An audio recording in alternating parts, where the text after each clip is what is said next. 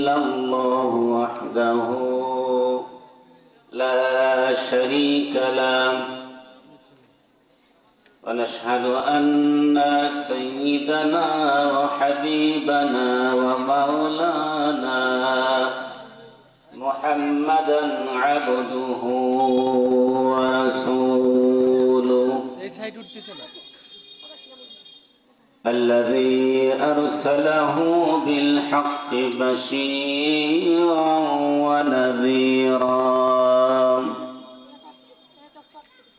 وداعيا إلى الله بإذنه وسراجا منيرا فقد قال الله تعالى في كلامه المجيد والفرقانه الحميد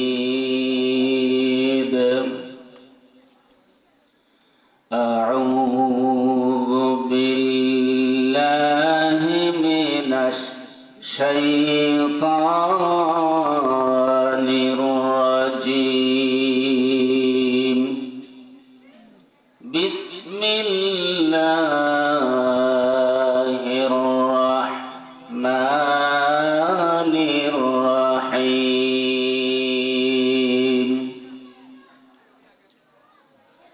إن الله يحب الذين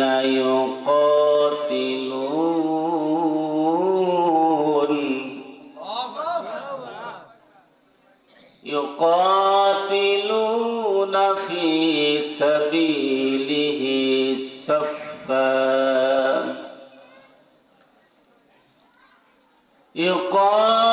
يقاتلون في سبيله صفا كأنهم بنيان مرصوص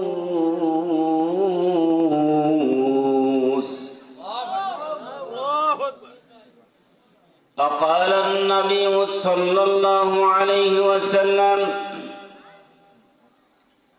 عن أبي ذر قال قلت يا رسول الله أي الأعمال أفضل قال الإيمان بالله والجهاد في سبيل الله رواه البخاري ومسلم وقال الله تعالى إن الله وملائكته يصلون على النبي يا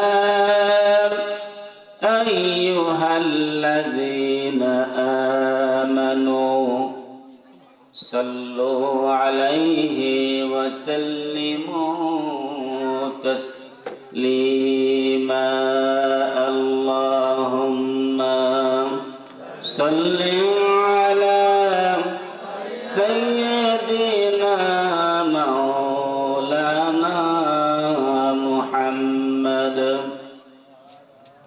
সকলের জবান খুলে আল্লাহ রাব্বুল আলামিনের মহব্বতে বিশ্ব নবীর প্রতি দরুদ প্রেরণ করছি ওয়া আলা আলি সাইয়্যিদিনা মাওলানা মুহাম্মদ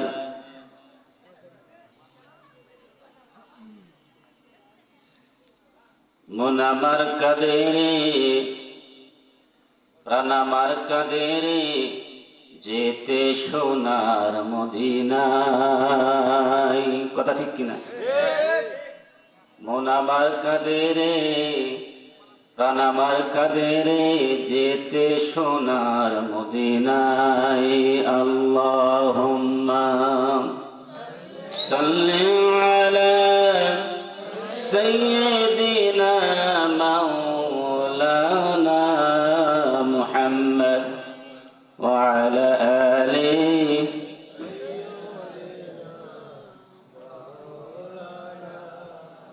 मुझे कुछ मिले या न मिले,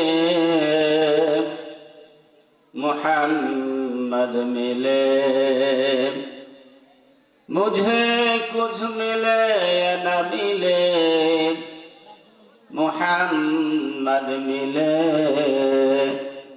यानी वो शय जिसे अल्लाह मिले, बलगल उला बिकमालिही, कशफत दुजा बिजमालिही, हसनत जमीउ खिसालिही, सल्लू अलैहि।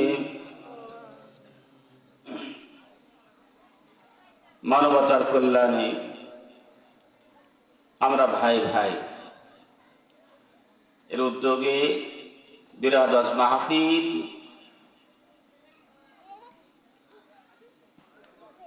ওয়াজ মাহফিলে সম্মানিত সভাপতি অত্র এলাকার কৃতি সন্তান জনাব মোহাম্মদ হাফিজুর রহমান, অবসরপ্রাপ্ত হিসাবরক্ষক অফিসার, সহসভাপতি জনাব মোহাম্মদ আমিনুল ইসলাম লেবু, সভাপতি পশ্চিম ছাগলদার আহলে হাদিস জামি মসজিদ, সভা পরিচালনা করছেন জনাব মাওলানা মোহাম্মদ আবু সাইদ, আমার অত্যন্ত প্রিয় ভাজন ব্যক্তিত্ব, ছাগলধারা ইসলামিয়া দাখিল মাদ্রাসার সম্মানিত সহসুপার, আমার পাশে বসা আছেন। আল্লাহ রাব্বুল আলামিন তার হায়াতে তৈয়বা দান করুন। উপস্থিত জনাব মোহাম্মদ মুস্তাফিজুর রহমান, আমার অত্যন্ত প্রিয় ছাত্র, দাখিল এবং আলিম প্লাস প্রাপ্ত ছাত্র। আমার জীবন ধন্য, আমি এমন একটি জায়গায় বসে আজকে কথা বলছি, সেখানে আমার কয়েকজন ছাত্র আছে আপনাদের এলাকার, এগুলো এক একটা হীরকখণ্ড। ইমরান নাজির, এরপরে আর এক ছাত্র দেখলাম আগেকার প্রাক্তন ছাত্র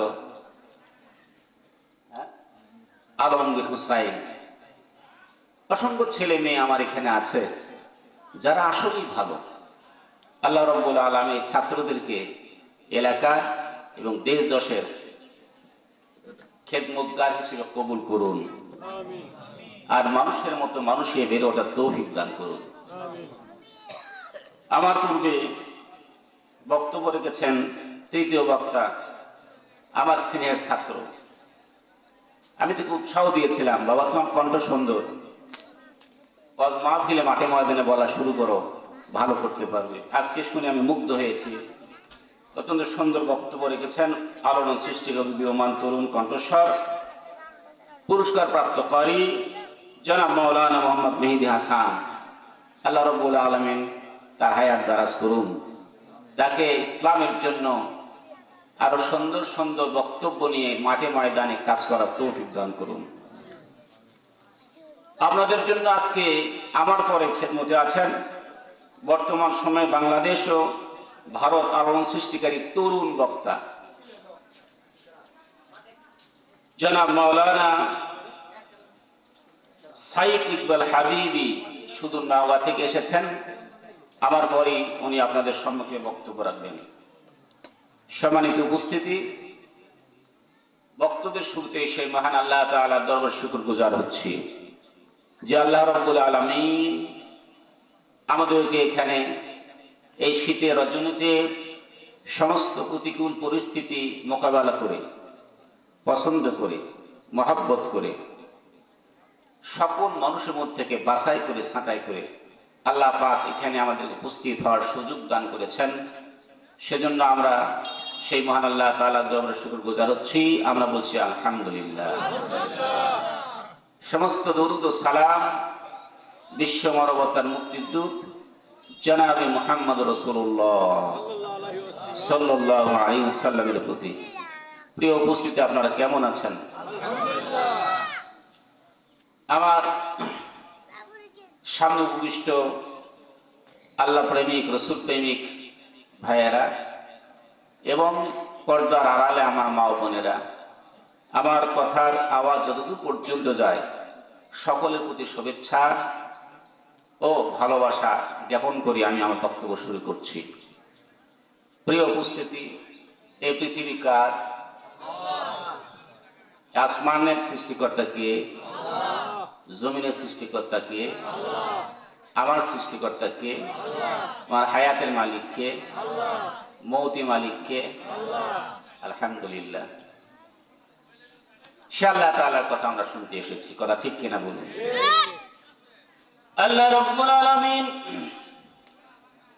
কোরআনুল কারীমে বলেন, লা ইন শাকারতুম লা আযীদান্নাকুম ওয়া লা ইন কাফারতুম ইন্না আযাবী লাশাদীদ।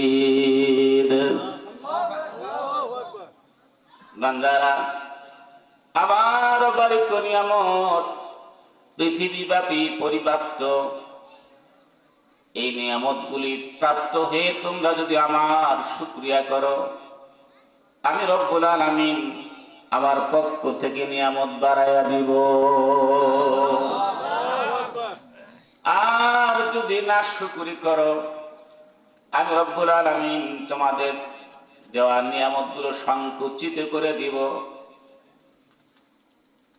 পক্ষান্তরে তোমাদের প্রতি আযাব দিয়ে দেব। বলি নাউযু বিল্লাহ। তো আমরা আল্লাহ তাআলা শুকর করবো তো ইনশাআল্লাহ, করবো তো ইনশাআল্লাহ। এজন্য সকল দীনতা, হীনতা, পঙ্কিলতা, দুর্বলতা ঝেড়ে মুছে আল্লাহ তাআলার জন্য বলছে আলহামদুলিল্লাহ। আরো জোরে বলছে আলহামদুলিল্লাহ। রব্বানা লাকাল হামদ হামদান কাসীরান তাইয়িবান মুবারাকান ফীহি। চাচা সমস্যা আছে মনে? কি চাচা, কোনো সমস্যা? ভাইরা আমার, লোক অনেক হয়েছে, একটু চেপে চেপে আসলে ভালো হয়। লা ইলাহা, সামনে গিয়ে আসেন, কালিমা পড়ে না, চেপে চেপে। লা ইলাহা ইল্লাল্লাহ, লা ইলাহা ইল্লাল্লাহ। চেপে চেপে বসুন, গায়ে গায়ে লেগে লেগে বসুন। লা ইলাহা ইল্লাল্লাহ, লা ইলাহা ইল্লাল্লাহ, লা ইলাহা ইল্লাল্লাহ। নেই কোনো মাবুদ আল্লাহ ছাড়া, লা ইলাহা ইল্লাল্লাহ, লা ইলাহা ইল্লাল্লাহ, লা ইলাহা ইল্লাল্লাহ মুহাম্মাদুর রাসূলুল্লাহ। তাফসীরুল কোরআন মাহফিল কথা হবে কোরআন থেকে। কোথা থেকে? কোরআন থেকে। এই কোরআন থেকে কথা শোনার জন্য আল্লাহ রাব্বুল আলামিন একটি নিয়ম জারি করেছেন। এই নিয়মটা আমি আপনাদের সম্মুখে বাদ দিয়েই কথা বলা শুরু করব। আল্লাহ তাআলার কথা শোনার জন্য মানুষদেরকে দুটি বিষয় অবলম্বন করতে হয়। একটা হচ্ছে যে একদম কান খুলে, অন্তর্চক্ষু আর বাহ্যিক চক্ষু, দিল কান খুলে শুনতে হয় এবং চুপ থাকতে হয়। আল্লাহ রাব্বুল আলামিন বলেন, وَإِذَا قُرِئَ الْقُرْآنُ فَاسْتَمِعُوا لَهُ وَأَنصِتُوا لَعَلَّكُمْ تُرْحَمُونَ।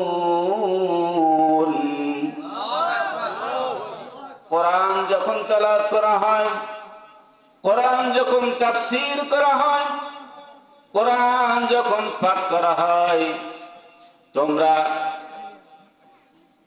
শ্রবণ করো এবং চুপ থাকো। কয় কাজ? শ্রবণ করো এবং চুপ থাকো। এই দুই অবস্থা যদি তোমরা অবলম্বন করতে পারো, আমি রব্বুল আলামিন আসমান থেকে অবনীত রহমত তোমাদের উপরে বর্ষণ করব।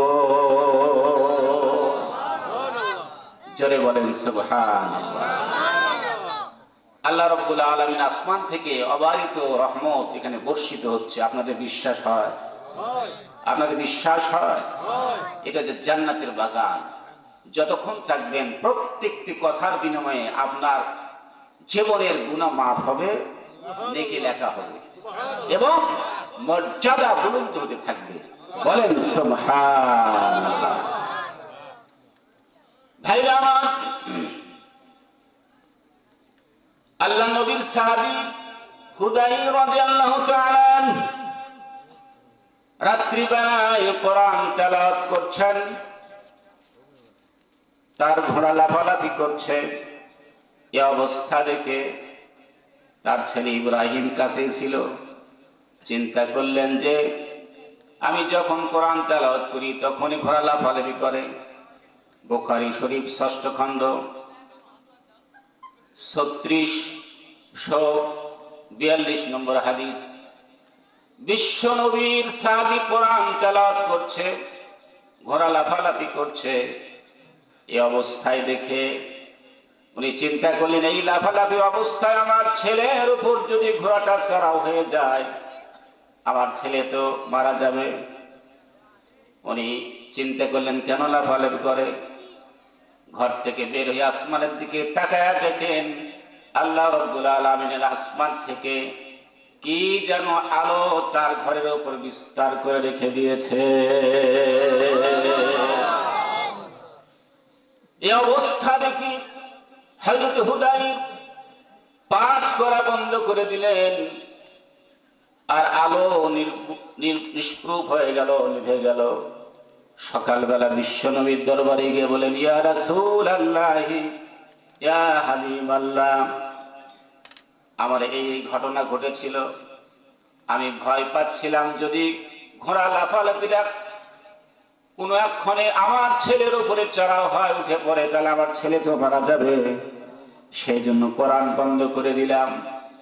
আল্লাহর হাবিব বললেন, রে হুদাইর, শুনে রাখো, তুমি যদি ভোর পর্যন্ত কোরআন শরীফ এইভাবে তেলাওয়াত করতে থাকতে, চালিয়ে যেতে, দিন দুপুরে প্রকাশ্য ময়দানে আল্লাহ রাব্বুল আলামিনের রহমতের ফেরেশতা তুমি সচক্ষে দেখতে পেতে।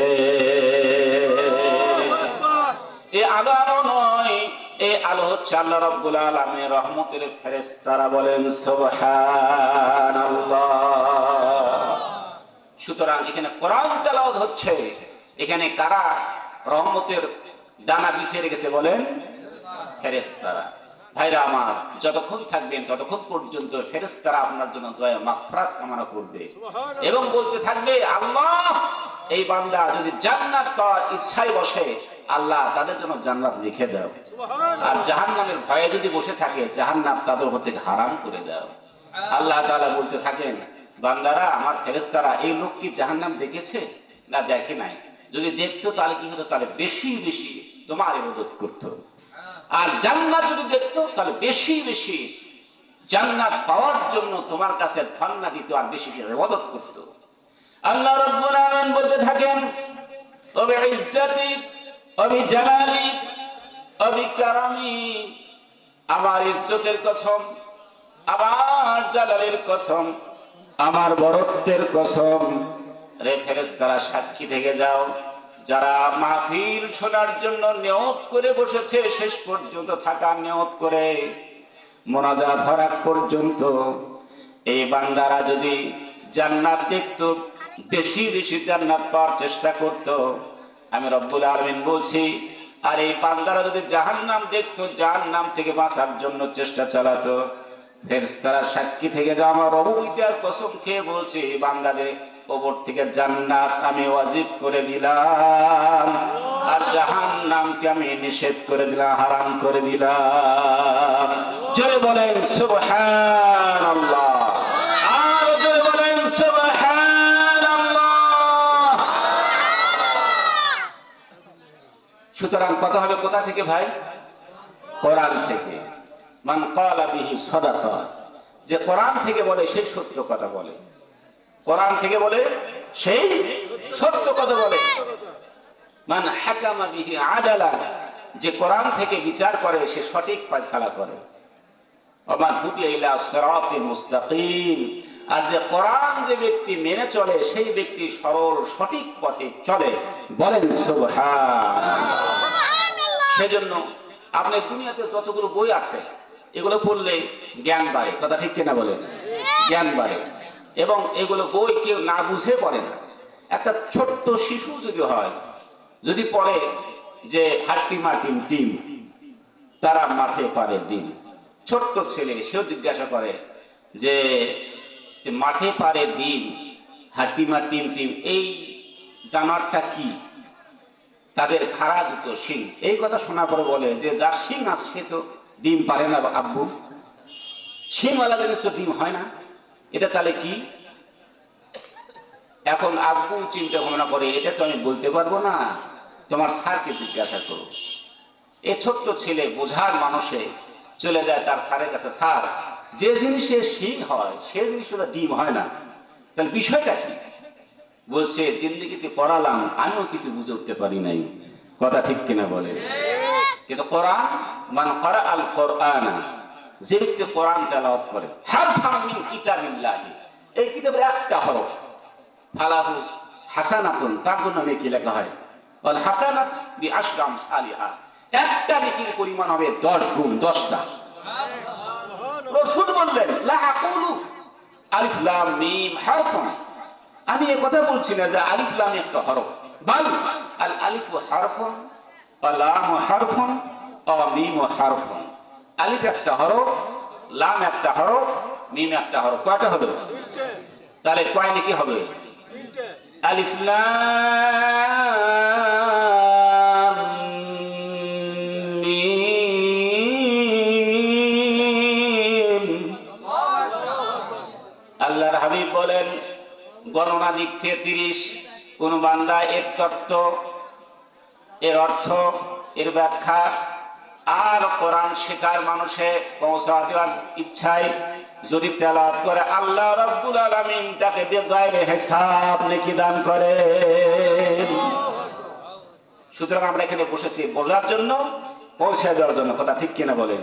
তাহলে আমাদের উপর বেগাইরে হিসাব নেকি দিবেন কে? আসুন আমরা এই কোরআন থেকে একটি আয়াত তেলাওয়াত করেছি, সূরা আস-সফ। সূরাটির নাম কি? সূরা আস-সফ। এই সূরার মধ্যে, এই সূরাটি কোরআন শরীফের 61 নম্বর সূরা। এই সূরার মধ্যে আল্লাহ রাব্বুল আলামিন 14টি আয়াত দিয়েছেন। কয়টি আয়াত? 14টি আয়াত দিয়েছেন। আর এই সূরার 4 নম্বর আয়াত আমি তেলাওয়াত করেছি। এই সূরার এই আয়াতের মধ্যে একটি শব্দ আছে আস-সফ। এই সফ থেকে এই সূরার নামকরণ হয়েছে সূরা আস-সফ। সফ মানে সার। এই যে আমরা এখানে বসেছি সারিবদ্ধ হবে, কথা ঠিক কিনা বলেন? আপনারা বসেছেন সারিবদ্ধ ভাবে। আস-সফ মানে সারি। আল্লাহ রাব্বুল আলামিন সূরা আল-ফজর বলেন ওয়া জাআ রাব্বুকা ওয়াল মালাকু সাফফান সাফফা। আল্লাহ রাব্বুল আলামিন বলেন যখন আসমান জমিন সব ভেঙে চুরমার হয়ে যাবে, দুনিয়া মিসমার হয়ে যাবে, কেউ কাউকে পরিচয় দিবে না, সন্তান পিতাকে পরিচয় দেবে না, মা তার সন্তানকে পরিচয় দেবে না, বাবা তার সন্তানকে পরিচয় দেবে না, বন্ধু বান্ধব ভুলে যাবে। ইয়াউমা ইয়াফিরুল মারউ মিন আখিহি ওয়া উম্মিহি ওয়া সাহিবাতিহি ওয়া বানিহি। এমন এক পরিস্থিতি হবে যে ময়দানে কেউ কাউকে পরিচয় দিবে না, সন্তান পালায়া যাবে, ভেগে যাবে, মা সন্তান থেকে আলাদা হয়ে যাবে। যেই মা সন্তানকে এক মুহূর্ত না দেখলে অস্থির হয়ে যান, সেই মা তার সন্তানকে দেখে নেকি দেওয়ার ভয়ে পালায়া যাবে। সেই ময়দান যখন কায়েম হয়ে যাবে, ওই ময়দানে আল্লাহ রাব্বুল আলামিন ঝাঁকে ঝাঁকে ফেরেশতা জমিনে পাঠায়া দেবে। কেন? সম্মানিত উপস্থিতি, অনেক ভাইরা বাইরে ঘোরাফেরা করছেন, কোরআনের এই মাজলিসে বসুন, জীবন ধন্য হয়ে যাবে। কোরআনের একটা আয়াত যদি আপনি আমল করতে পারেন, জীবনের মোড় পরিবর্তন হয়ে যাবে। সুতরাং যারা বাইরে ঘোরাফেরা করছেন তাদেরকে মাহফিলে এসে বসার জন্য অনুরোধ করছি। সম্মানিত উপস্থিতি, সেই ময়দানে সবাই বলে ইয়া নাফসি ইয়া নাফসি, নিজেকে নিয়ে ব্যস্ত থাকবে। ওই ময়দানে একজন মহামানব, একজন রাসূল শুধু বলবেন ইয়া উম্মতি ইয়া হাবলি উম্মতি। তিনি আর কেউ নন, তিনি আমার নবী, বিশ্ব নবী জনাব মুহাম্মদুর রাসূলুল্লাহ। জোরে বলি সাল্লাল্লাহু আলাইহি ওয়াসাল্লাম। সেই নবীর উম্মত আমরা সেই নবীর জন্য, নবীর ভালোবাসায় এখানে বুঝতে পেরেছি। কথা ঠিক কিনা বলেন? যাদের অন্তরে নবীর ভালোবাসা আছে, যাদের অন্তরে আল্লাহ তাআলার মহব্বত আছে, তারাই শুধু মাহফিল এসে বুঝতে পেরেছে। আর যারা শুধুমাত্র রসুলকে শুধুমাত্র এমনি এমনি রসুল বলে মনে করে, মহব্বত এখন আনতে পারে নাই, এখনো তারা মনে ঘোরাফেরা করছে। কথা ঠিক কিনা বলে? ভাইরা আমার, সেই নবীর দরবারে এসে সাহাবা আজমাইনরা কিছু প্রশ্ন করবে, সাহস হচ্ছিল না। কেউ চিন্তা করছে কিভাবে বলি, আবার কেউ চিন্তা করছে রাসূলের দরবারে গিয়ে পেশ করি কিভাবে, আবার কেউ চিন্তা করছে আমরা যদি জানতে পারতাম সবচাইতে আল্লাহ কোন ইবাদতে খুশি হন, কোন ইবাদতে বেশি আল্লাহ তাআলা সন্তুষ্ট হন, যদি আমরা জানতে পারতাম, আমরা জীবন দিয়ে হলেও, জানমাল দিয়ে হলেও সেই ইবাদত আমরা করে দেখাতাম। এটা কে বলছে বলেন? সাহাবা আজমাইনরা। এর আগে সব শব্দকে ব্যাখ্যা করে নিয়ে এই রাসূলকে প্রশ্ন করবে সবচাইতে শ্রেষ্ঠ ইবাদত কোনটি, সবচাইতে দামি ইবাদত কোনটি, সেটা জানার জন্য এটা আমরা বলবো ইনশাআল্লাহ। শুনতে রাজি আছেন তো? ইনশাআল্লাহ। আমরা তো করতে চাই সবচেয়ে ভালো ইবাদত কোনটি, সবচেয়ে বেশি নাকি হবে কোন ইবাদতে, আমরা করতে চাই কিনা বলেন? করতে চাই কিনা বলেন? এখন এই সব শব্দ অর্থ হচ্ছে সারি, লাইন। আল্লাহর হাবিব বলেন আল্লাহ তাআলা দুইটি কাতার পছন্দ করেন, দুইটি লাইন পছন্দ করেন। কয়টি বলেন? কয়টি? এক নম্বর, বান্দারা যখন নামাজে দাঁড়ায়, সুবহানাল্লাহ, এই নামাজের কাতারে কোনো ধনী গরিব, ছোট বড়, ধনী নির্ধন কোন বাসায় বাদ বিচার আছে? আমির ফকির সকলে সমান তলে কাতার বদ্ধ হয়ে যায়। কথা ঠিক কিনা বলেন? এই জন্য লাইন সোজা করতে হয়, কাতার সোজা করতে হয়। কথা ঠিক কিনা?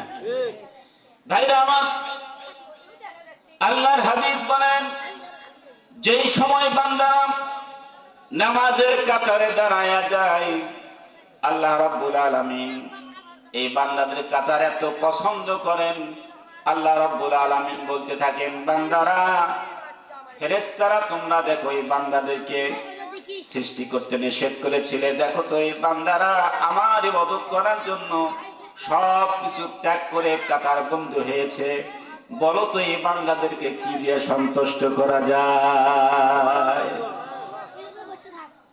এই বান্দা যখন আল্লাহু আকবার বলে তাকবীরে তাহরিমা পড়ে, আল্লাহ রাব্বুল আলামিন প্রত্যেকটি কথার জবাব যা বান্দা বলে তার উত্তরে আল্লাহ তাআলা জবাব দিয়ে থাকেন। বলেন সুবহানাল্লাহ।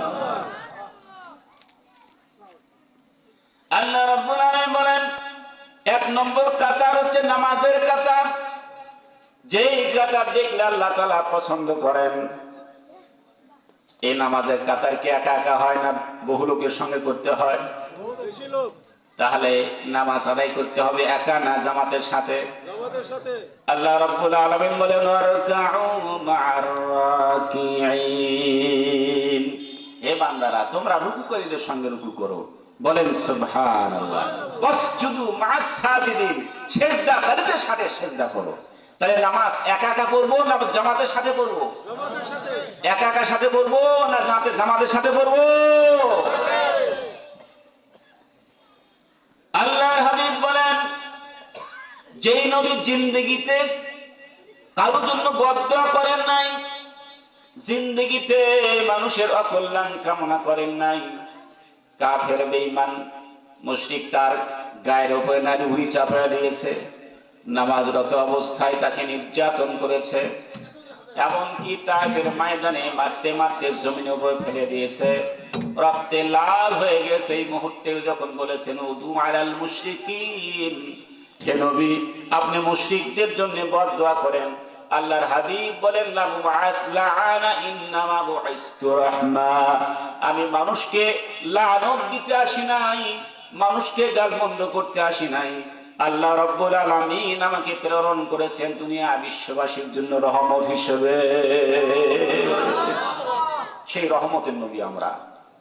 আল্লাহ তাআলা বলেন আমা আরসালনাকা ইল্লা রাহমাতাল লিল আলামিন, নবী হে আমি আপনাকে বিশ্ববাসীর জন্য রহমত হিসেবে প্রেরণ করেছি। বলেন সুবহানাল্লাহ। উম্মে মা'বাদ বিশ্বনবী যখন হিজরতে যাচ্ছেন মক্কা থেকে মদিনায়, উনি এক বাসায় আশ্রয় গ্রহণ করলেন, খাবার কিছু নেই, সব বকরিগুলো মাঠে চলে গিয়েছে, একটা ছাগল হাঁটতে পারে না, চলতে পারে না, একদম কৃষকায়। হুজুর বললেন উম্মে মা'বাদ তোমার বাসায় কি খাবার কিছু আছে? আজ কয়েকদিন হলো অনাহারে, আমার সাথী সহ, কিছু কি খাবার আছে তোমার বাসায়? বুঝি ইয়া রাসূলুল্লাহ সব ছাগল তো মাঠে চলে গিয়েছে, ঘাসের অভাব পড়ে গেছে, এই বছর কিছু খাবার নেই। আমার বাসায় একটা ছাগল আসে, যে ছাগলটা উঠতেই পারে না, খুব কৃষকায়, খুবই দুর্বল। বলছে কাছে নিয়ে এসো। বলছে হুজুর এনে কোনো লাভ না, আসার মতো সামর্থ্য তার নাই, ধরে নিয়ে আসো। আল্লাহ নবী এই ছাগলটি নবীর কাছে আনা হলো, হুজুর তার কলানে হাত দিলেন। বলেন সুবহানাল্লাহ। বিশ্ব নবীর হাত ওলানে পড়ার সঙ্গে সঙ্গে কৃষকায় দুর্বল জীর্ণ শীর্ণ ছাগলের ওলানটা ফুলে ফেঁপে উঠে জমিনে ঠেকে গেছে। বিশ্ব নবী উম্মে মা'বাদকে বললেন একটা বাটি দাও অথবা একটা লোটা দাও। বিশ্ব নবীকে দেওয়া হলো। হুজুর যখন নবুয়তি হাত ওলানে লাগিয়েছে, ঝরঝর করে দুগ্ধ এসে সমস্ত বাটি ভর্তি হয়ে গেছে। আল্লাহ নবী রহমতের নবী। বলেন সুবহানাল্লাহ। ভাইরা আমার, এই রহমতের নবীর সামনে গিয়া বিশ্ব নবীর সাহাবী প্রশ্ন করবে, জিজ্ঞাসা করবে, সাহস পাচ্ছে না। এদিকে আল্লাহ তাআলা বলছেন সবচাইতে পছন্দের কাজ হচ্ছে বান্দা যখন নামাজে দাঁড়ায়, সেই দৃশ্যটা আল্লাহ তাআলা পছন্দ করেন। বলেন সুবহানাল্লাহ। এক নম্বর কাতার। আর দুই নম্বর কাতার সেটা পরে বলছি। আর দুটো ফোঁটা আল্লাহ তাআলা পছন্দ করেন। কয় ফোঁটা? দুটো ফোঁটা। একটা হচ্ছে আল্লাহ রাব্বুল আলামিনের ভয়ে গভীর রজনীতে কেউ যখন চেতন নাই, ঘুমন্ত, অথবা দিনের বেলায় মানুষের অগোচরে আল্লাহর ভয়ে হাত উঠাইয়া অথবা হাত না উঠাইয়া আল্লাহর ভয়ে চক্ষু দিয়ে পানি দর দর করে ফেলে দিয়ে কান্না করা। বলেন সুবহানাল্লাহ। আল্লাহর হাবিব বলেন আল্লাহ রাব্বুল আলামিন ওই পানিকে পছন্দ করে যেই পানি আল্লাহ তাআলার ভয়ে চক্ষু দিয়ে মাসির কিছু অংশ পরিমাণ যদি কোনো বান্দা পানি তার চক্ষু দিয়ে ছড়াতে পারে, আল্লাহ রাব্বুল আলামিন বলেন ওই চোখের ওই এক ফোঁটা পানির বিনিময়ে দাও দাও করা আগুন, জাহান্নামের আগুনের উপর ওই পানিটা ফেলে দিলে আগুনের সমস্ত দাও দাও করা আগুন সবগুলো জাহান্নামের আগুন তার জন্য নিভে পানি হয়ে যাবে। জোরে বলেন সুবহানাল্লাহ। এই জন্য ফালিয়াদহাকু কালিলান ওয়া ইয়াবকু কাসীরা, অল্প অল্প হাসো, বেশি বেশি কাঁদো। কথা ঠিক কিনা বলেন? কাঁদতে হবে বেশি আর হাসতে হবে কম। আর আমাদের সমাজের মধ্যে হাসির এত বেশি মানে হিরিক পড়ে গেছে, হাসার শব্দ বাহির থেকে মা বোনদের যে হাসি, মনে হচ্ছে যাত্রার প্যান্ডেলে হাসি শুরু হয়ে গেছে। কথা ঠিক কিনা বলেন? ভাইরা, বিশ্ব নবীকে বলা হলো, ইয়া রাসূলুল্লাহ, সবচেয়ে উত্তম ইবাদত কোনটি, যেই ইবাদত আল্লাহ তাআলা খুশি হন? আল্লাহ রাব্বুল আলামিনের দরবারে, রাসূলের দরবারে বলতে সাহস কেউ পাচ্ছে না। আল্লাহ রাব্বুল আলামিন মনে হয় সাহাবীদের মনের খবর জানে না। কি জানে কিনা? এখানে যারা আমরা বসে আছি আমাদের মনের খবর জানে কিনা? শুধু আল্লাহ তাআলা মনের খবরই নয়, ইয়ালামু খাইনাতুল আয়ুনি ওয়া মা তুখফিস সুদূর। বান্দারা, আসমান জমিনে যা কিছু আছে সকল বিষয়ে কখন কোন বিষয় কোথায় কি সংঘটিত হচ্ছে সব আমি জানি। এমনকি সমুদ্রের মধ্যে সবচাইতে একটা ছোট্ট পোকা একটা পাথরের উপরে যদি ওঠে, সেই পোকার পায়ের যে আওয়াজ হয় সাত সমুদ্রের সবচেয়ে অতল গর্বে, সেই পায়ের আওয়াজটা আমি রব্বুল আলামিন আমি শুনি। আল্লাহ রাব্বুল আলামিন বলেন, শুধু তাই নয় বান্দা, তোমরা বলো নাই, মন দিয়ে শুধুমাত্র কল্পনা জল্পনা করছো, সেইটাও আমি রব্বুল আলামিন জানি। এই জন্য ফেরেশতারা কিন্তু আমরা যা না করি সেটা কিন্তু জানে না। জানে? ফেরেশতারা আমার মনে খবর জানে? জানে না। আল্লাহ তাআলা বলেন ফেরেশতারা অতটুকুই জানে যতটুকু তুমি করো। কথা ঠিক কিনা বলেন? আল্লাহ রাব্বুল আলামিন কিরামান কাতিবিনা ইয়ালামুনা মা তাফআলুন। বান্দারা কিরামান কাতিবিন, অর্থাৎ দুইজন সম্মানিত ফেরেশতা দুই পাশে আছে তোমার হিসাব লেখার জন্য। অতটুকুই তারা লিখতে পারে যতটুকু তোমরা করো। কিন্তু আমি রব্বুল আলামিন তোমার অন্তরে কি কি আকুবাকু খেলে আর কি কি জল্পনা কল্পনা করো সেইটাও আমি রব্বুল আলামিন জানি। সেজন্য বিশ্বনবী বলেন, হে আমার সাহাবীরা, আল্লাহ তাআলা তোমার অন্তরের খবরও জানে, সুতরাং বেশি বেশি পড়ো আল্লাহুম্মা হাসিবনি হিসাবান ইয়াসীরা। বলেন আল্লাহুম্মা হাসিবনি হিসাবান ইয়াসীরা। সাহাবীরা বলেন, হুজুর হিসাবে ইয়াসীরা বললে বুঝলাম না। আল্লাহ রাসূল বললেন, দুনিয়াতে যত পাপ কাজ করো যদি করো ফেরেশতারা সব লিখতেছে, কিন্তু তোমার অন্তর দিয়ে যে কল্পনা হচ্ছে এই কল্পনার কথা ফেরেশতারাও জানা, কিন্তু আল্লাহ তাআলা রেকর্ড হয়ে যাচ্ছে। সুবহানাল্লাহ। এগুলো পরকালের ময়দানে যদি সামনে প্রকাশ করে দেয় তাহলে অত্যন্ত লজ্জিত হতে হবে, লজ্জিত হতে হবে।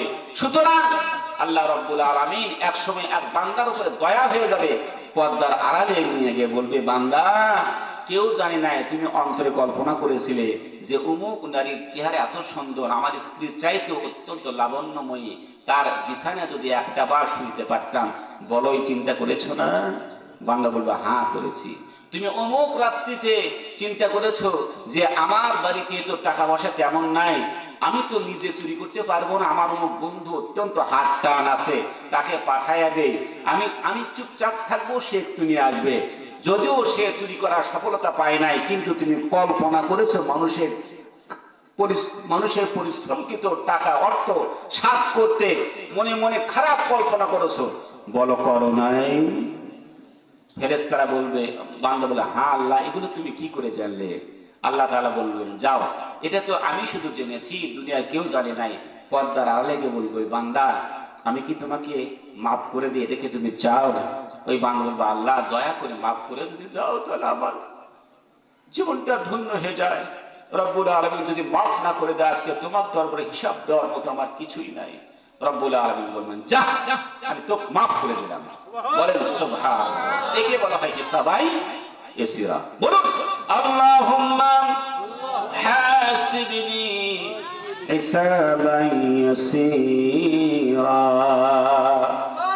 মা বোনেরা নামাজে বলবেন, মা বোনেরা দোয়ার মধ্যে বলবেন, ভাইরা আমার দোয়ার মধ্যে বলবেন। এই দোয়ার বরকতে আল্লাহ রাব্বুল আলামিন আপনাকে এমন একটা সুন্দর ঈমান দান করবেন, তাজা ঈমানদার করবেন, যে ঈমান পয়দা হলে খারাপ কাজের দিকে মন আর আপনার যাবে না। বিশ্বনবীর দরবারে সাহাবীরা বলবেন, সাহস করছেন না।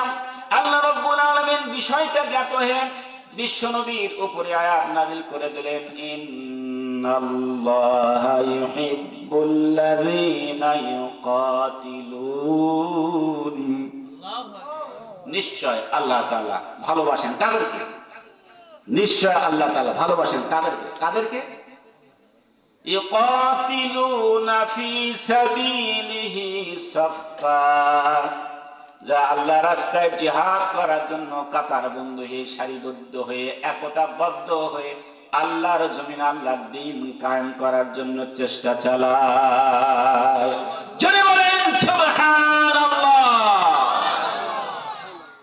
অনেক মানুষ বলে আমি শুধু তাসবিহ করব, জিকির আজকার করব, আমি রাজনীতির মধ্যে নাই ভাই, আমি অত্যন্ত নিরিবিলি মানুষ, হজ করে এসেছি, ওই রাজনীতির মধ্যে আমি নাই। আল্লাহ রাসূল বলেন এই ব্যক্তি আসলে মুনাফিক। এই ব্যক্তি কি? মুনাফিক। মাতা ওয়ালাম ইউহাদ্দিস নাফসুহু ওয়ালাম ইয়াকসু ওয়ালাম ইউহাদ্দিস বি নাফসুহু মাতা আলা শুবাতিন মিনান নিফাক। যে ব্যক্তি দুনিয়াতে জীবিত থাকলো অথচ জিহাদ করলো না, জিহাদের তামান্না অন্তরে লালন করলো না, জিহাদের সহযোগিতা করলো না, সেই ব্যক্তি যদি মারা যায় সে মুনাফিক হয়ে মারা যায়। বলেন নাউযুবিল্লাহ।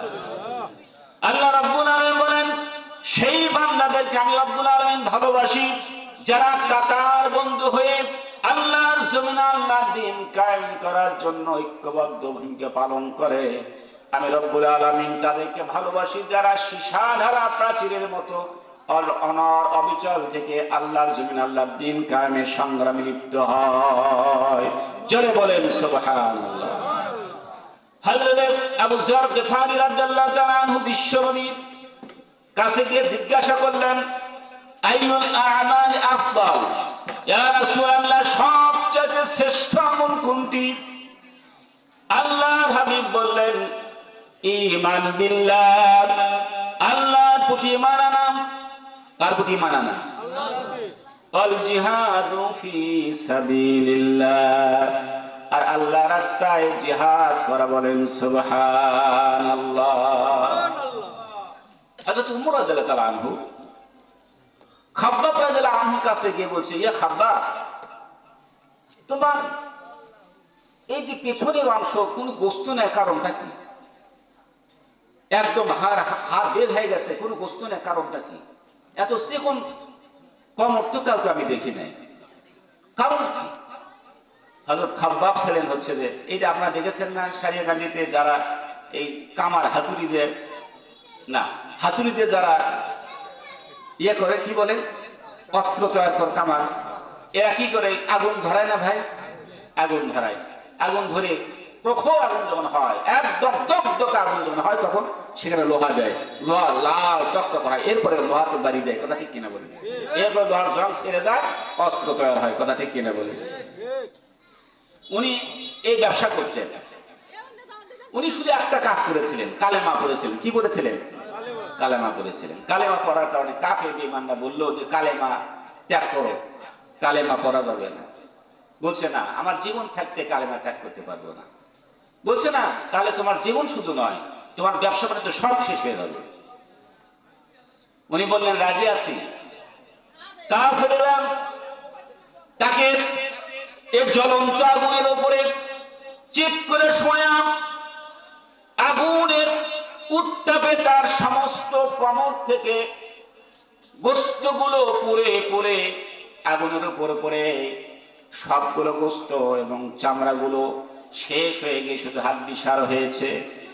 এরপরেও তিনি বলেছেন লা ইলাহা ইল্লাল্লাহ, লা ইলাহা ইল্লাল্লাহ, লা ইলাহা ইল্লাল্লাহ, মুহাম্মাদুর রাসূলুল্লাহ।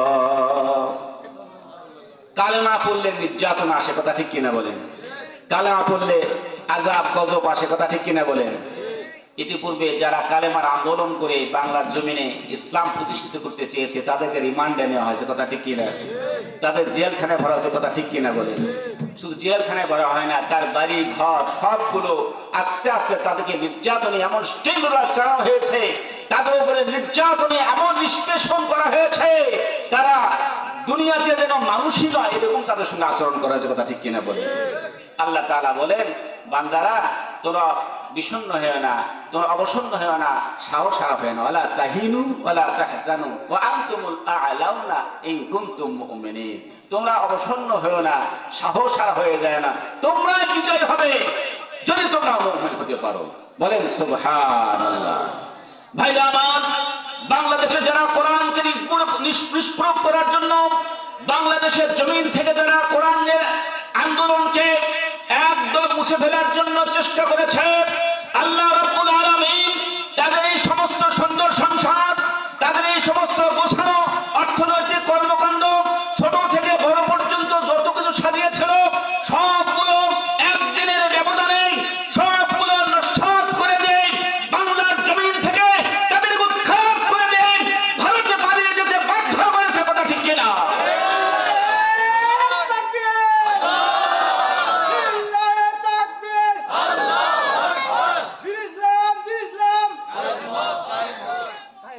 বাংলার জমিনে যারা কোরআন নিয়ে থাকবে তারাই একদিন বিজয়ী হবে, কথা ঠিক কিনা বলে? আর কোরআনের বিপক্ষে যারা অবস্থান করবে সে যত বড় ক্ষমতাদার হোক না কেন সে জিরো হয়ে যাবে, কথা ঠিক কিনা?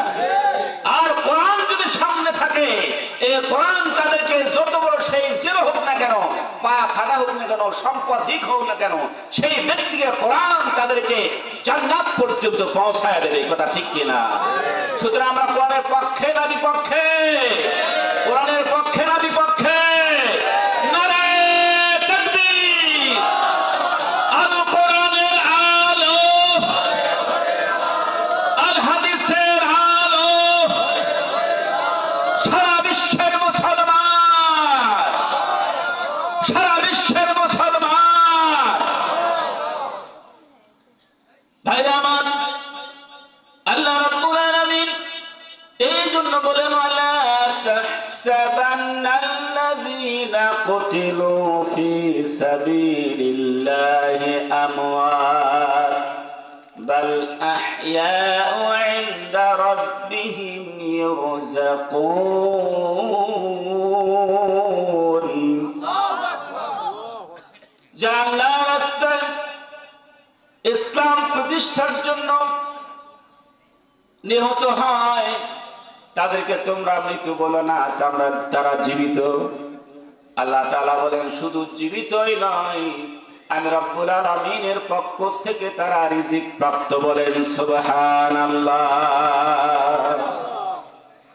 আল্লাহর পথে যারা দিয়ে গেছে প্রাণ তাদেরকে তোমরা মৃত্যু বলো না, বলো না মৃত, কথা ঠিক কিনা বলে?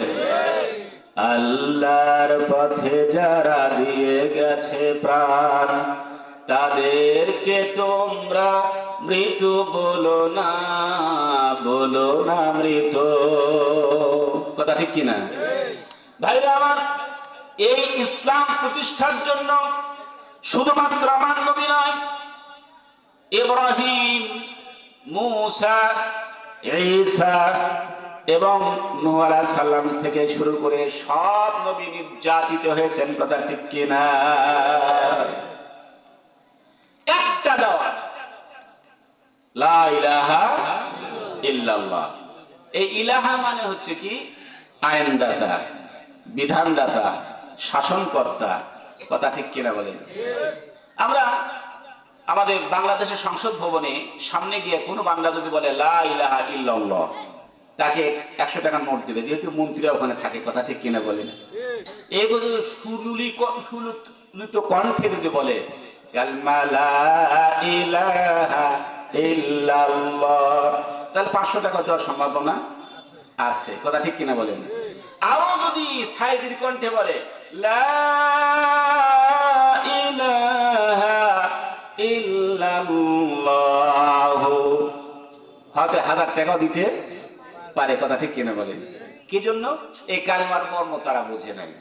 এই কালেমা ভিক্ষুকেরা দরজায় এসে বলে লা ইলাহা ইল্লাল্লাহ আর 2 টাকা দিয়ে দেয়। কথা ঠিক কিনা বলেন? এই কালেমা অর্থ মানে 2 টাকা, 5 টাকা, 10 টাকা প্রাপ্তি পর্যন্ত। কথা ঠিক কিনা বলেন? আসলে কালেমা মানে তো তা নয়। এই কালেমা হচ্ছে কাফের বেঈমানদের অস্তিত্বকে দুনিয়া থেকে নিশ্চিহ্ন করে দেওয়ার একটা মূল মন্ত্র। কথা ঠিক কিনা বলেন? এই কালেমা হচ্ছে ঈমানের স্বাদ। এই কালেমা হচ্ছে ইসলাম প্রতিষ্ঠিত করার একমাত্র এক রক্ষা কবচ। কথা ঠিক কিনা বলেন? ভাইরা আমার, বিশ্বনবী জনাবে মুহাম্মদ রাসূলুল্লাহ সাল্লাল্লাহু আলাইহি ওয়াসাল্লাম যখন বলেন কুলু লা ইলাহা ইল্লাল্লাহ তুফলিহুন, কাফের বেঈমান উতবা সাইবা ওলীদ ইবনে মুগীরা তারা বলছে কি ব্যাপার, এতদিন জানতাম আমরাই হচ্ছি ইলাহ, এতদিন জানতাম আইন প্রণয়ন করি আমরা, এতদিন জানতাম আমাদের শাসন মোতাবেক এই আরব জাহান চলবে। এখন মুহাম্মদ ইবনে আব্দুল্লাহ দেখছি নতুন একটা মন্ত্র নিয়ে আসছে লা ইলাহা ইল্লাল্লাহ। আল্লাহ ছাড়া কোনো আইনদাতা নাই, আল্লাহ ছাড়া কোনো বিধানদাতা নাই, আল্লাহ ছাড়া কোনো শাসনকর্তা নাই। এটা তো নতুন কথা শুনছি। তার চাচার কাছে গিয়ে বলছে যে তোমার ভাতিজা তো নতুন একটা ধর্মবাদ চালু করে দিল, এখন কি করা যায়? শেষে তাকে নির্যাতন প্রথমে করা চেয়ে ভাবে যে আসলে সে পাগল হয়ে গেছে। কি হয়ে গেছে? মোহাম্মদ পাগল হয়ে গেছে। আসলে কি মোহাম্মদ পাগল? পাগল? এই কথা মনে হয় আল্লাহ শুনে নাই। কি শুনে না? আল্লাহ রাব্বুল আলামিন জবাব দিয়ে বললেন ওয়া মা সাহিবুকুম বিমাজনুন, মুহাম্মদ পাগল হয় নাই। বলেন সুবহানাল্লাহ। জবাবটা কে দিলেন? জবাব কে দিলেন? এরপরে এটা ভোগ টিকলো না।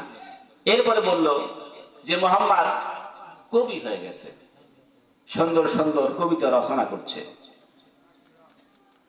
আল্লাহ রাব্বুল আলামিন তারও জবাব দিয়ে দিলেন। আল্লাহ রাব্বুল আলামিন বললেন ওয়া মা আল্লামনাহু আশ-শি'রা ওয়া মা ইয়ানবাগি লাহু, আমি রাব্বুল আলামিন আমার নবীকে কবিত্ব শিখাই নাই, আর নবীর জন্য এটা শোভনীয় নয়। আরববাসীরা, বিশ্ববাসীরা শুনে রাখো, এটা পবিত্র নয়, বরং ইন হুয়া ইল্লা যিকরুন ওয়া কিতাবুম মুবিন। আমি রব্বুল আলামিনের পক্ষ থেকে এটা একটা প্রকাশ্য কিতাব। বলেন সুবহানাল্লাহ।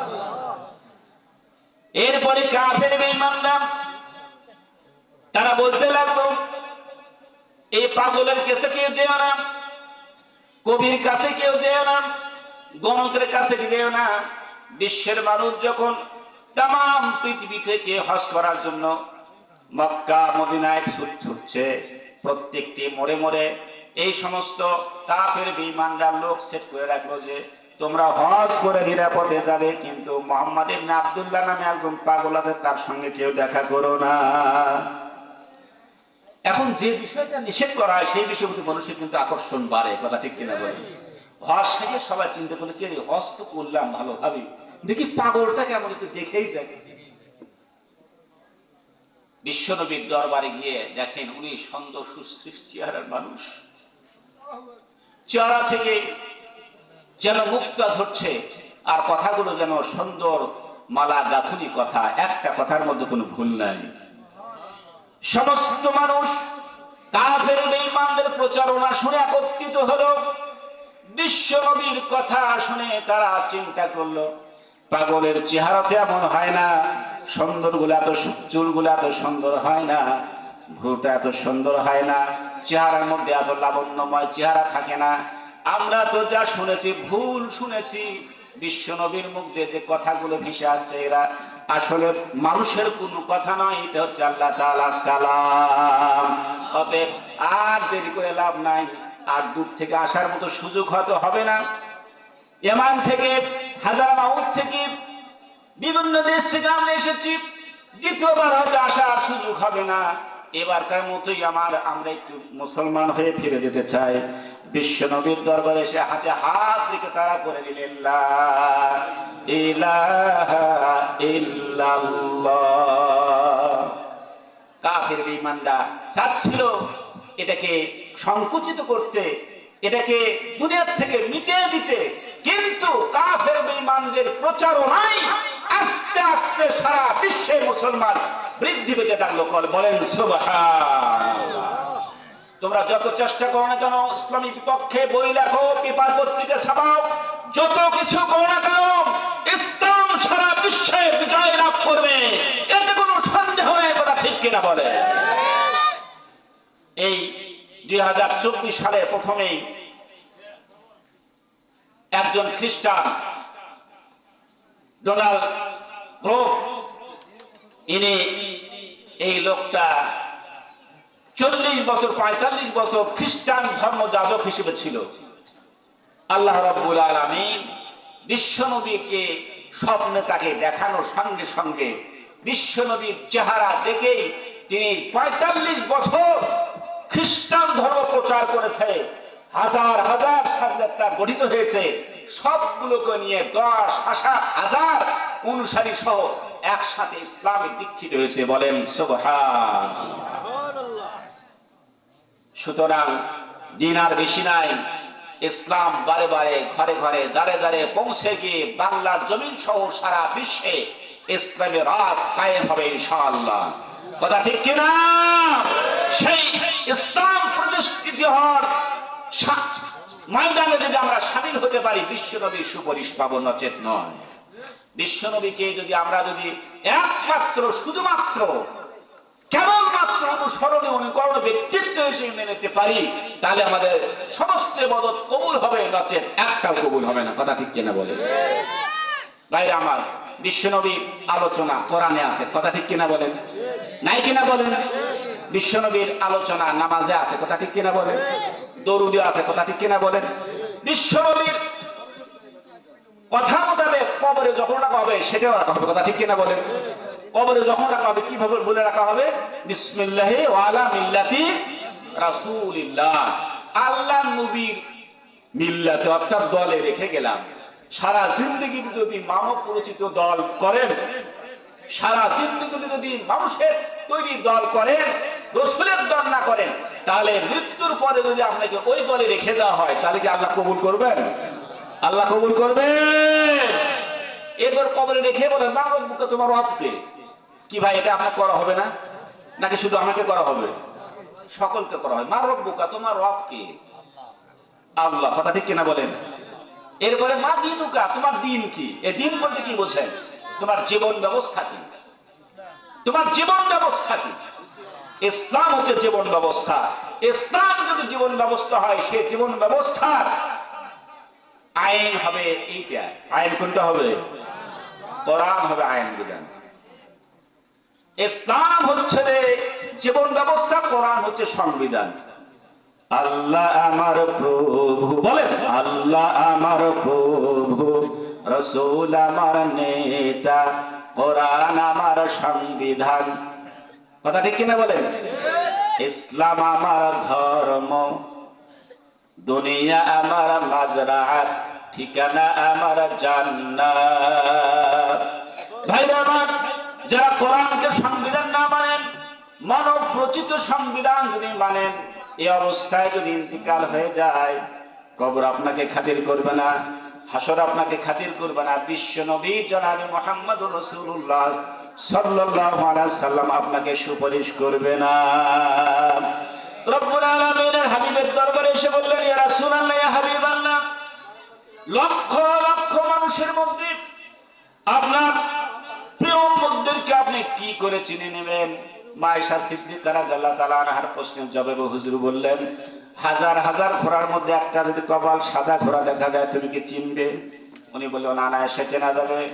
আল্লাহর হাবিব বললেন, দুনিয়ার ময়দানে যারা আমাকে রাসূল বলে মেনে নিয়েছে, নেতৃত্বের আসনে অধিষ্ঠিত করেছে, আর আল্লাহকে প্রভু বলে মেনেছে, আর কোরআনকে সংবিধান হিসেবে মেনে নিয়েছে, ওই বান্দারা নামাজ আদায় করার জন্য ওযু করবে। ওই ওযুর জায়গাগুলো পরকালের ময়দানে নূরে চকচক চকচক করতে থাকবে। আমি ওই নূর দেখে দেখে আমি রব্বুল আলামিনের হাবিব আমার উম্মতদেরকে বাছাই ছাঁটাই করে নিয়ে নিব। আমার নবী বাছাই ছাঁটাইয়ের মধ্যে আমরা পড়িয়ে দেয়, আমরা কি চাই? এটাকে আমরা চাই? যদি চাই, নামাজ ছেড়ে দিতে হবে না নামাজ ধরতে হবে? নামাজ আদায় করতে হবে না নামাজ আদায় ছাড়া হবে? নামাজ আদায় করতে হবে। নামাজ করতে হলে উযু করতে হয়, কথা ঠিক কিনা বলেন? ওযু ছাড়া নামাজ হবে?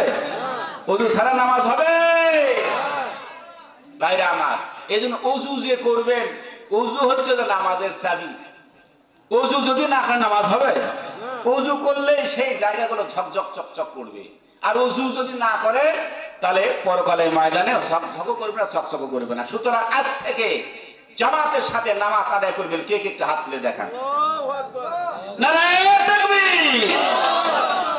আল্লাহ, হাত থাক, হাত থাক, হাত উঠে থাক। আল্লাহ, আমি সারিয়াকান্দি ফাজিল ডিগ্রি মাদ্রাসার একজন অধ্যাপক, এলাকায় প্রায় 20 বছর হলে আসছি, কিন্তু এই লোকদের সাথে দেখা হয় নাই। দাওয়াত দিয়ে গেলাম, আজ থেকে ওযু করবে, নামাজ পড়বে। রব্বুল আলামিন কবুল করো। বিশ্বনবীর হাতে হাত রেখে জান্নাতুল ফিরদাউসের মেহমান হিসেবে কবুল করে নেব বলে আমিন। প্রিয় উপস্থিতি, আমি শেষ কথা বলতে চাই। আমরা মুসলমান, আমাদের সংবিধান কোরআন, কথা ঠিক কিনা বলেন? আমাদের সংবিধান কোরআন, রাসূল আমার নেতা, আর দুনিয়া আমার মাজরাত, মানে দুনিয়া কৃষি ক্ষেত্র, আর পরকাল আমার জান্নাত। আল্লাহর হাবিব কি আরেক সাহাবী বললেন, আন আবি হুরায়রা রাদিয়াল্লাহু তাআলা আনহু قال قال রাসূলুল্লাহ সাল্লাল্লাহু আলাইহি ওয়াসাল্লাম, হযরত আবু হুরায়রা বর্ণিত হাদিস, এটা বুখারী মুসলিম শরীফের হাদিস। বললেন, আইয়ুল আমাল আহাব্বু ইলাল্লাহ, আল্লাহর কাছে সবচেয়ে শ্রেষ্ঠ আমল কোনটি? হুজুর বললেন, আস-সালাতু লিওয়াক্তিহা, ওয়াক্ত মতো নামাজ আদায় করা। কেউ কেউ আবার নামাজ আদায় করে ঠিকই, কিন্তু পড়ি একটু পরেই পড়ি, এই হতে হতে আসর পর্যন্ত করে, এরপরে আসর সময় আর একসাথে করবো না, থাক মাগরিবটা হোক, কথা ঠিক কিনা বলে? দেরিতে নামাজ পড়ে। ওয়াক্ত মতো নামাজ আদায় করতে হবে। আযান হওয়ার সঙ্গে অবলক্ষ নামাজ আদায় করবেন ইনশাআল্লাহ। করবেন তো ইনশাআল্লাহ? আর সালাতু লিওয়াক্তিহা, আল্লাহর হাবিব বললেন, বিরুল ওয়ালিদাইন, পিতামাতার খেদমত করা। এখানে আব্বাকে মারছেন কে? একটু হাত তুলে দেখান তো। কেউ না। আব্বার সঙ্গে খারাপ ব্যবহার করছেন কে? হাত তুলে দেখান তো। কেউ না।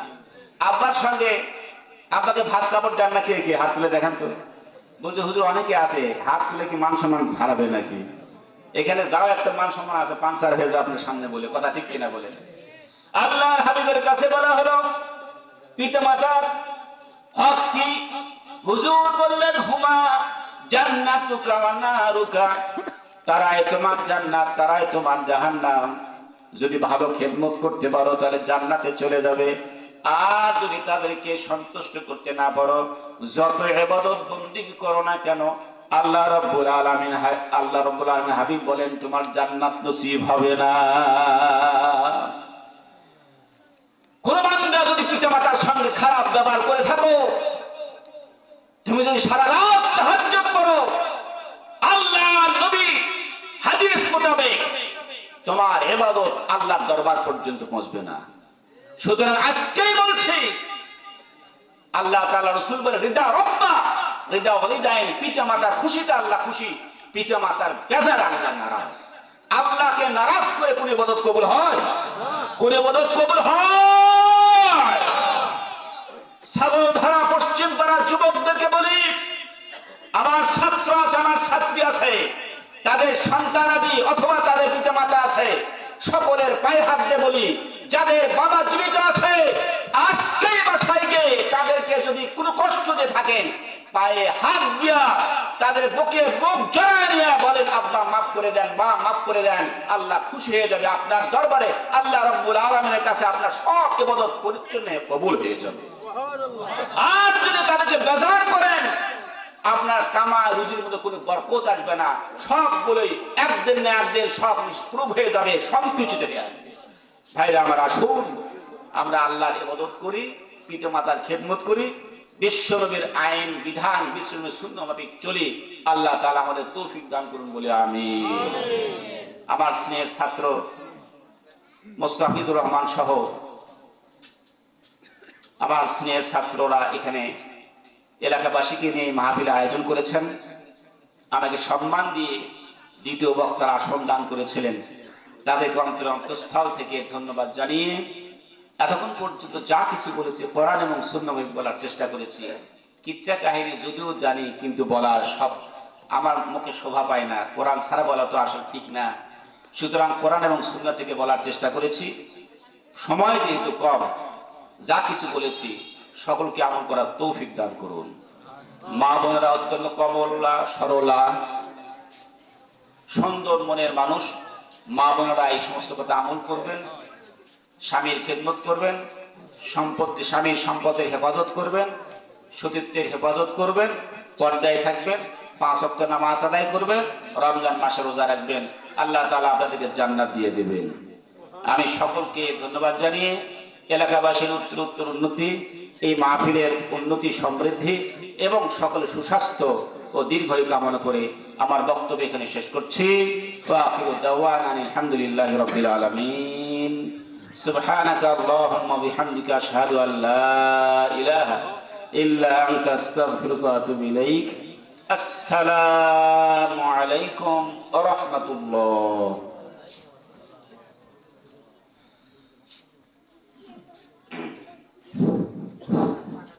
মাশাআল্লাহ, ধন্যবাদ আমার মুহতারাম ভাইকে। কোরআন হাদিস থেকে আপনাদেরকে সুন্দরভাবে বোঝানোর জন্য চেষ্টা করেছেন। আসলে এখানে আসার উদ্দেশ্য হলো, যারা কথা বলতে আসছে তাদের উদ্দেশ্য কোরআন এবং হাদিস বোঝানো, আর আমরা যারা আসছি তাদেরও উদ্দেশ্য হতে হবে যে ওনাদের কথা কোরআন এবং হাদিস থেকে যা বলছে তা আমরা বুঝবো, বোধগম্য করার জন্য চেষ্টা করব এবং সে অনুযায়ী আমল করব।